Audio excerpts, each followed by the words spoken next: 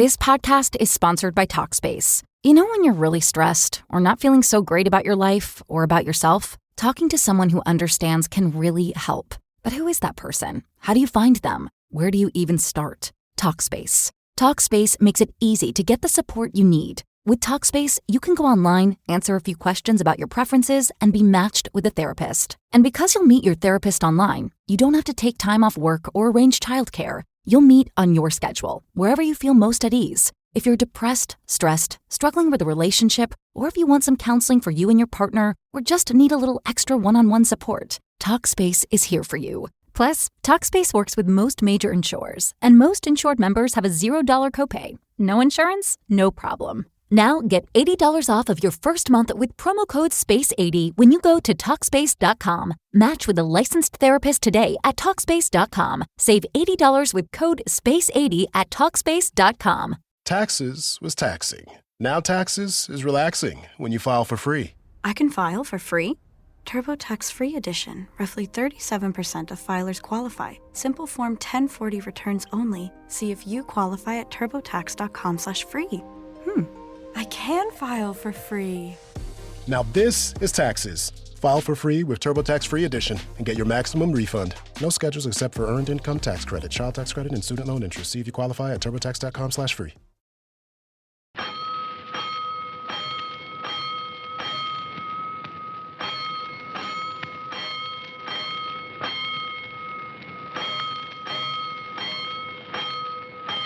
Five bells. Stand by all stations. Attention, all districts. A 5-alarm fire. 5 bells. Move in immediately. That's it.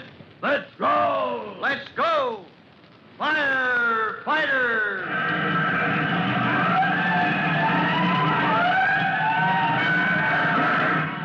Presenting Firefighters, the true-to-life story of our unsung heroes who stand ready to ride by day or night against our most murderous enemy, the demon of fire.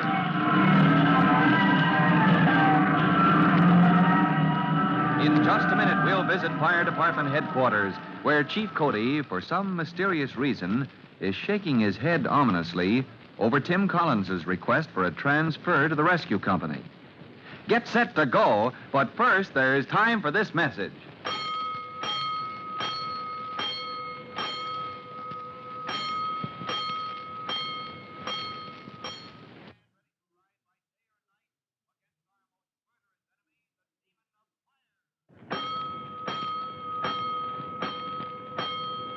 Let's go, firefighters.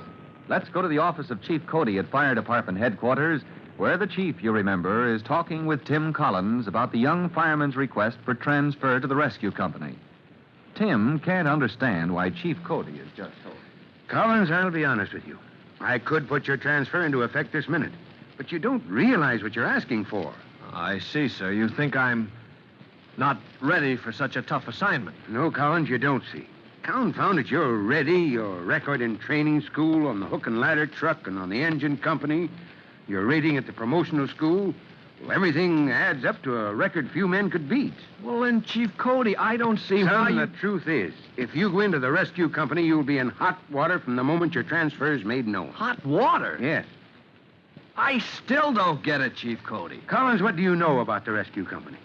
Well, what anyone knows about it, sir. The company rolls on all second alarms or on first call in dangerous districts. Yeah. Is that all? Oh, no, sir. The rescue wagon carries all kinds of special equipment. Heavy jacks for raising trains or elevators or what have you in the case of accident. Cutting torches, gas masks and helmets, and forcible entry tools, foam generators for fires and oil. Oh, yes. But the men, Collins, the men, that's what's important. Oh, I know the men, sir. Now, let me finish, Collins. These men are hand-picked, and they're a tough, hard-bitten lot. Jealous of their reputation. Well, they have a right to be, sir. There isn't a false alarm in the whole company. And there never will be, son. Now, what I'm trying to tell you is that they'll give you a bad time when you first join up. Oh, I get it. You mean they'll treat me like a green rookie, put me over the jumps until they get used to me. If they take a notion, they'll make you wish you'd never been born. They'll take you apart, Collins, and turn the pieces inside out and throw them away, if they don't think you come up to their standard. Oh. Pretty tough, are they? Pretty tough, Collins. You've met them at fires. You've had your lungs full of smoke, your throat scorched, your face feeling as if it had been charged, your eyes feeling burned out of your head. And the rescue company boys gave you first aid as gently as so many nurses taking care of a scalded baby. But now... I see, sir. When a man has the nerve to try to break into this select society of If they theirs... don't succeed in breaking in, they'll break you. Well, that certainly puts a new light on this request of mine, Chief. Well, then you'll reconsider your request, Collins? You'll stay with Engine 209 till another chance opens up for promotion? No, sir. No, sir. Now I want to join the rescue company more than ever. What? After what I just told Chief, you... you forget that we Collinses are hard-headed, too. Well, all right. I'll have Gopher put through your papers, and you can report this morning to Captain Jellybone. Oh, yes, sir. Captain Jellybone at Rescue Company Headquarters. You're in for a bad time, son. But if you can stand it for a month or maybe 6 weeks, as long as it takes for those boys to size you up, you can hold up your head as a member of one of the finest units in the whole department. After this unvarnished warning from Chief Cody, Tim Collins knows he will be on his own, that he must earn his place the hard way among experienced men who are all much older and more experienced than himself. He is thoughtful as he walks into the assembly room at Rescue Company headquarters, carrying his boots, turnout coat, and helmet. Half a dozen men are talking round a table as Tim walks in. And so the cap yells, "Hey, Mashnosky." I yells back, "I got the lightning snatcher. I think he's a roast." Then the cap yells, "Leave him lay, make it dark." When he ain't pulled the juice? Don't you get it, Smokehead? The cap figures the roast is a flopper. Maybe the Pharaoh himself. And he's right. Yeah? How do you know he's right? Listen, old Cap Jellybone, he's always right. All right. So what happens? Here's this guy, this lineman, lying on the floor next beside the generator. You think he's burned pretty bad, but Cap Jellybone figures he's faking the accident. Maybe he's even the Pharaoh, the firebug that touched off the place in the electric plant. Okay, so Cap figures if the guy's faking, he knows the juice is on. The generator's still running. And when we throw water to make it dark... Man alive, when that stream hits the generator, you and the firebug and the whole company will pick up enough electricity to light up the whole city for a month. No fooling, we don't need no streetlights. Yeah, that's what I'm telling you. Hey, I got it.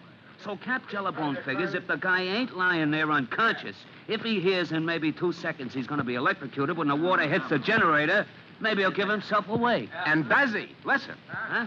Soon as Cap yells, "Make it dark," and I make out like I'm going to turn loose with the water, up jumps the dead man and hollers, "Hey, no, let me out!" and the dead guy runs out right into the arms of the fire dick, and they roll him off to the pokey. Oh, what a smart cookie, old Cap Jellybone. Hey, Hey, look, fellas, we got company. Don't let me butt in. Don't worry, kid, we won't. How long you been hanging around? Oh, just a couple of minutes. I just got... Eavesnooping, huh? Listening where you got no right. Oh, now, look, I just got here, and I'm supposed No, much. Don't bite the kid's head off. He don't mean no harm. Little young fella like him. Hey, who you looking for, Sonny? You brought your papa's lunch or something? Yeah, does this kid belong to any of you guys? Ever seen him before? Okay. Kid me. Maybe you're right at that. Yeah. See, Mush, this is a nice kid, this little young guy. He says maybe we're right. Yeah. What does he mean, maybe? Hey, you. What do you mean, maybe? Yeah, maybe we're right about what? Maybe you fellas are right. I'm sort of young for this company. The way I size it up, this could be the old men's home. What? Hold it, Mush. Old man's home. What does he think he... No, Mr. Mushnosky. Leave us reason with this little young kid. That can wait, Mr. Smokehead. I'm supposed to report to Captain Jellybone. He isn't in his office. Supposed to report to the cap, huh? That can wait, my little young friend. Not the way I was trained, it can't. I've got my orders. Leave me announce that there will be a slight delay as Captain Jellybone is pounding his ear. On account of he was out on a special emergency case last night and will not arise unless maybe an alarm is tapped in. And we don't let any little young green rookie go waking the cap before his time. Though, maybe we ought to let him, Mr. Mushnosky. Huh? Wake up the cap? Yeah. Because then the captain will have liver for lunch. He will have a nice piece of little green rookie liver. That's very funny, but since I've got to wait to report to Captain Jellybone anyway, let's get a few things straight. In the first place, I'm not a... Hold it, kid. Box 112. Facing Hillcrest! We are not due! Okay, Charlie. That'll wake the cap. That's tough luck. He'd ought to have a right to get some sleep. Now, what was I saying? Or was it you that was saying, Mush? It was him that was saying. Oh. He was just going to give us a dressing down. Come on, kid.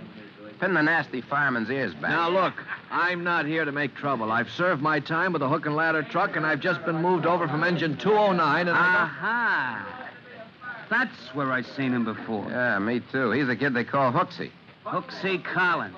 Now, Garnigal over on 209. Garnigal says he's a worse smokehead than you are. Smokehead? Dad, the kid's record's clean. Why don't he keep it that way? So you're in the department, kid, so you got a good record. So why come busting in here where you're not wanted? Yeah, maybe we was kind of riding you, Collins. We didn't know who it was when you first come in. So, bygones is bygones, and why don't you go back where you belong? Yeah, come back in a couple of years when you growed up. Go on home now while everybody's friends. Nope. I've got my orders, and I'm sticking. Oh, yeah? Can't take a friendly hint, huh? What do you say, Smokehead?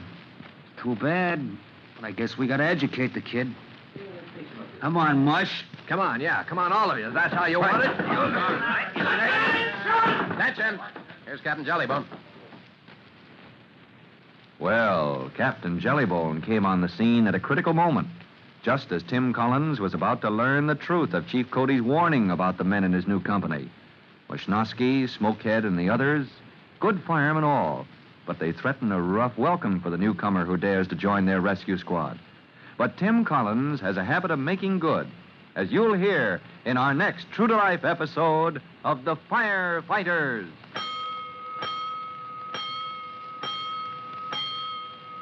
In just a moment, Chief Bob Cody will tell you, boys and girls, how you can help the firefighters in your own town. But first, here's a message you ought to hear.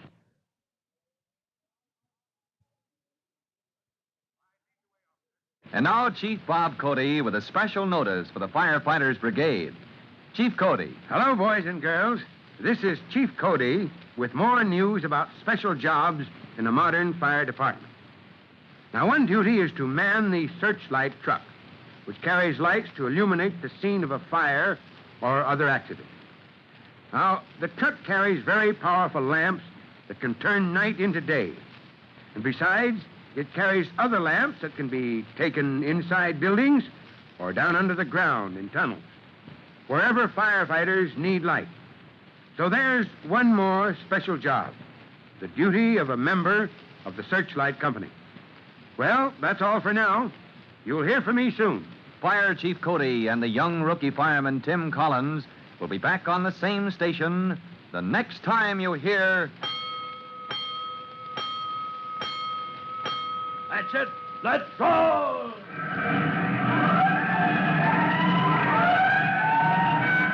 Let's go! Firefighters!